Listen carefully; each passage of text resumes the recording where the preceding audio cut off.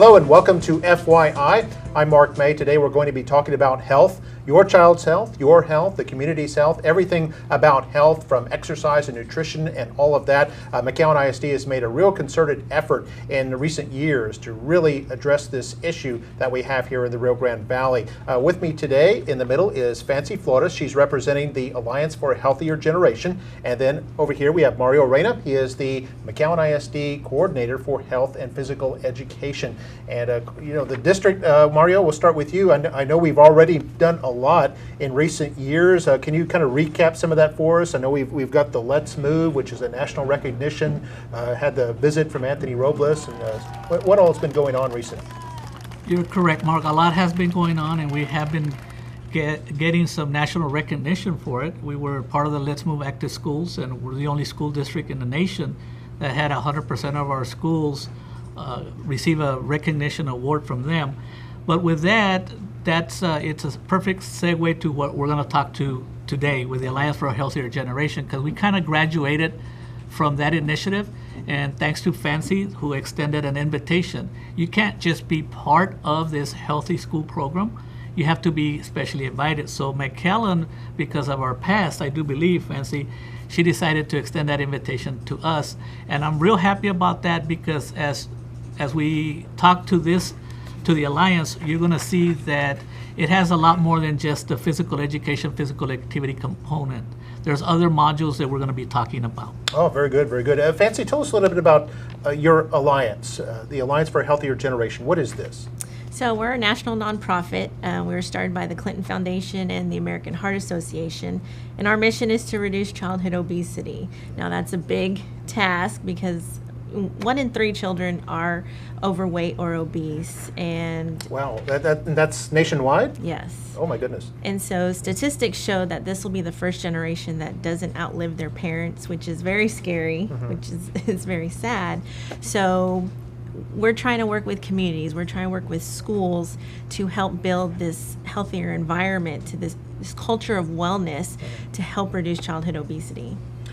So I mean, it sounds like our health issues in this country are getting really serious with Yes. children. I mean, you say 1 in 3 children is obese now, or will become obese. And what are some of the, just give us a quick overview of, I know in the corporate world, the business world, I mean, everybody's trying to address this kind of thing, aren't they?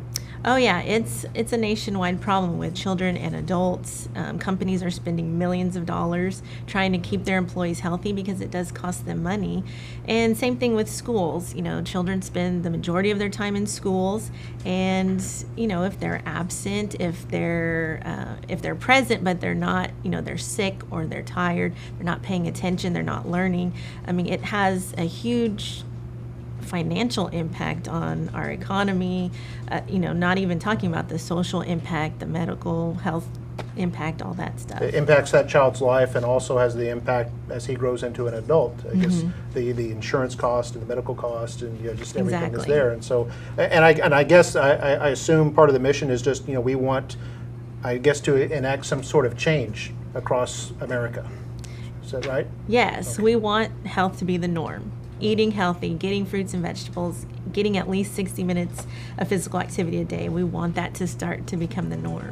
Well, let's take a quick break. We're talking with Fancy Flores, who is with the Alliance for a Healthier Generation, and Mario Reyna, McAllen School District's Health and PE Coordinator. We'll be back after this. You're watching FYI.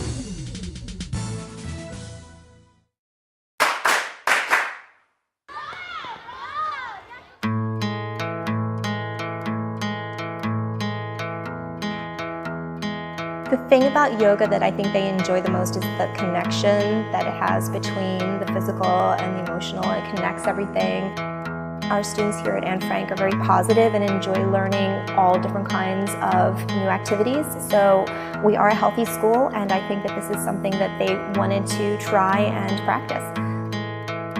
Namaste.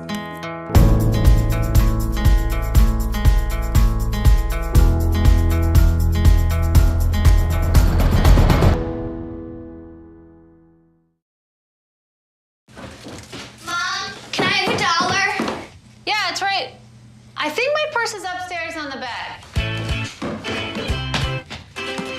It's not here. Check the dining room.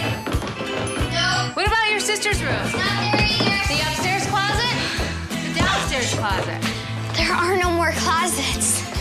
Moms everywhere are finding ways to keep kids active and healthy. Get ideas, get involved, get going at letsmove.gov.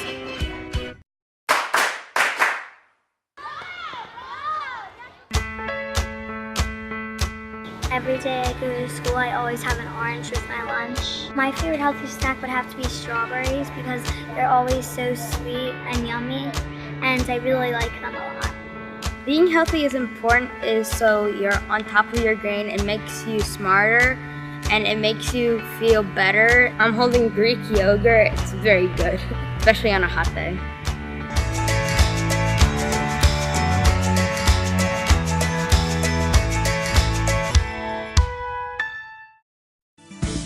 Hello and welcome to FYI. I'm Mark May. Today we're going to be talking about health. With me today is Fancy Flores. She's representing the Alliance for a Healthier Generation. And then Mario Reyna. He is the McAllen ISD Coordinator for Health and Physical Education. And Mario, you mentioned there's about 6 different modules. And Fancy, why don't we start with you on the first module? And this is about health and safety policies in the environment. What is that exactly? So we have a framework to help schools to guide them in. You know, it's one thing to say, oh, make sure you have a healthy school. Well, what does that mean? So we have this framework with 6 different modules. The first module is kind of the most important one. It's school environment, policy, and that's putting kind of some meat to some of these things. It's one thing to say at a staff meeting, you know, don't give kids candy, but to have a district policy that the school board has approved where it says we will not reward with food, you know, things like that, it just helps make parents aware, makes the students, the staff aware that we are trying to be have a healthier environment, and it just helps make those changes sustainable. And I guess it also helps give you consistency too, right, from campus to campus? Exactly. You know, you can have a principal that says, make sure you have a healthy classroom. The interpretation is going to be very wide from teacher to teacher. So when it's in writing, everybody understands, you know, these are the policies that we have in place that will ensure that we have a healthier school environment. Very good. And Mario, tell us a little bit about the health education, that aspect of it. Well, in the case of every module, it has some standards within the module, of course, and in health, it has 3 standards, and it talks about that are we providing health instruction to all our kids, from the elementary all the way to the high school. That is a requirement that we have to do. And then in the curriculum, it takes a look at 2 areas, and one is the physical activity. Are we providing instruction in physical activity when we're conducting our health classes? And also, are we providing appropriate information about healthy eating for all kids? And then the next one that I like to talk about is a module, which is I call it in the Series 300, and that's the physical education and other physical activity programs. And that one has 8 standards. And that one really, this component is the one from the Let's Move Active schools. So since we did very well, we knew we were going to do okay here. And here's something that has to be happening. You're supposed to be in compliance with the PE minutes at all levels, of which we are here in McAllen ISD. You're supposed to have a sequential PE curriculum that is aligned to the national standards, and we're doing that. And then we have to be affiliated to the Presidential Youth Fitness Program, which is about fitness assessments, and we have to do the fitness gram. It's a state law by Texas. And also, how do we reward our kids that land in what they call the healthy fitness zone? And then we have to also be promoting, which we always do, is community physical activities. What's going on out in the community? We have all kinds of fun runs and all kinds, and kind of like what we did with at the beginning of the year when we had the Let's Move McAllen pep rally, when we brought in all the kids in the community. And in this module, we also have to make sure that we're meeting the needs of our special needs kids. We talk about promoting walking and using the bike to go to school or even on weekends, and also what happens before school and after school. And it goes back to what Fancy was talking to, where every single day, 60 minutes of physical activity for kids. And the last thing that we always like to talk about, and this one is one that I didn't know what was going to happen because it's a tough one, and it was about getting more breaks in the classroom for kids, that if they're spending a long time in the classroom, where we stop for 2-3 minutes in the morning and 2-3 minutes in the afternoon, where the kids actually have what we call it, I like to call them brain energizer breaks, where the kids can just drop what they're doing, relax, let that stress go, and then come back refocused. Kind of recharge your batteries. Absolutely. Oh, very good. And I know they're doing in the PE these days. It's not the same old PE that from when we were kids and things like that. Tell us a little bit about some of the things that you've had kids doing, some of the equipment from your PEP grant, and how they're able to utilize that and make PE more fun and more active. Well, what's happening is that we realized for years that it's about, as soon as the kids get to the class, it's how do you move them right away, and that's our philosophy. That's what we talk about at our professional development sessions. As soon as the kid gets into the gym, they start walking, there's no sitting around. And the fact that, like you said, the PEP grant, it has given us a lot of money, so we have a lot of equipment. So with that, we now, if you go to one of our classes with 100 plus kids, you might have 12 stations, 8 or 9 kids in each station, and they're moving. They have one type of equipment, and then there's a rotation that goes on with music. It's lively, lots of fun. The kid rotates to the next station. By the end of the 45 minutes of physical education, they moved a lot of steps. They've had a lot of fun, and they didn't realize that they were getting some fitness out of it. So yes, it has changed a lot. We're talking with Fancy Flores, who is with the Alliance for a Healthier Generation, and Mario Reyna, McAllen School District's Health and PE Coordinator, talking about all the health campaigns we have going on across the district. So you're watching FYI.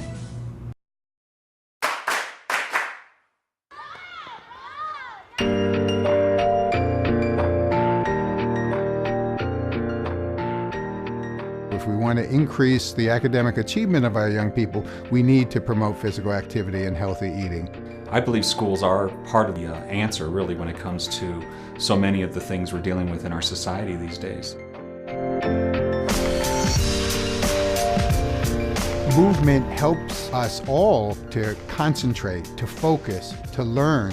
And there is a large and growing body of scientific evidence that documents that physical activity correlates strongly with improvements in learning, with better grades, with better attendance, better ability to focus, and even better performance on standardized tests. Healthier children actually produce better work, academically, emotionally. You have less absenteeism, increased work productivity. They just perform better when they're healthier. Superintendents and principals now will testify anecdotally. We have the data about improved test scores, reduced tardies, reduced behavioral problems, improved alertness. Kids are more ready to learn. And all that's just from getting them in, getting them settled, giving them a warm meal, and preparing them for the day. It really depends on what you eat, and it affects how you feel, which affects how you perform in school. Being healthy is important, so you're on top of your game. It makes you smarter, and it makes you feel better instead of eating like chips and soda. I feel like I am a better student when I eat healthy because consuming those nutrients make me more alive, make me feel more alive, and when I feel alive, I feel like I can do anything I want.